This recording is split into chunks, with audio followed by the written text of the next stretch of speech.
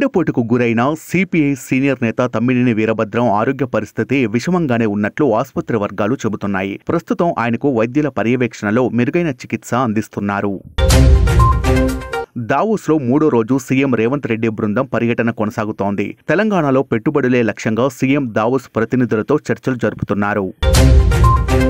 సంక్రాంతి పండక్కి వచ్చిన నాసామి రంగా చిత్రం ప్రేక్షకుల్ని ఆకట్టుకుంటుంది. ఈ చిత్రం విడుదలైన మొదటి రోజు 8.6 కోట్ల గ్రాస్ కలెక్షన్స్ సాధించింది. 3 రోజుల్లో ఈ సినిమా 24.8 కోట్ల గ్రాస్ కలెక్షన్స్ వసూలు చేసి దూసుకుపోతుంది. హనుమాన్ మూవీ బాక్సాఫీస్ వద్ద రికార్డులు కొల్లగొడుతోంది. 5 రోజుల్లోనే 100 కోట్ల క్లబ్లో చేరింది. 5 రోజుల్లో వరల్డ్ వైడ్ గా హనుమాన్ 109 కోట్లకు పైగా గ్రాస్ కలెక్షన్స్, అలాగే 59 కోట్ల వరకు షేర్ కలెక్షన్స్ చేసినట్లు ట్రేడ్ వర్గాలు చెబుతున్నాయి.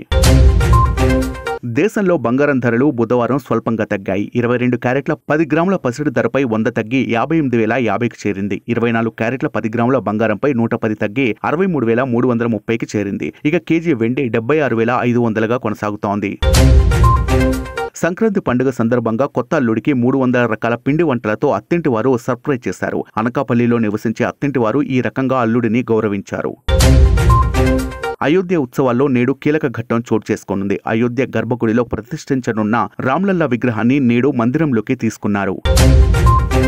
ఇవాళ ఏపీ ఫైబర్ నెట్ కేసులో చంద్రబాబు దాఖలు చేసిన ముందస్తు బెయిల్ పిటిషన్పై సుప్రీంకోర్టులో విచారణ జరగనుంది. ఈ కేసులో ఏపీ హైకోర్టు చంద్రబాబుకు ముందస్తు బెయిల్ను నిరాకరించింది. దీంతో హైకోర్టు తీర్పును సవాల్ చేస్తూ చంద్రబాబు సుప్రీంకోర్టును ఆశ్రయించారు.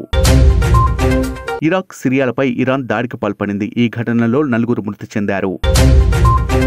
రిపబ్లికన్ అభ్యర్థిత్వం కోసం జరుగుతున్న ఎన్నికల్లో డొనాల్డ్ ట్రంప్ తొలి విజయం నమోదు చేశారు.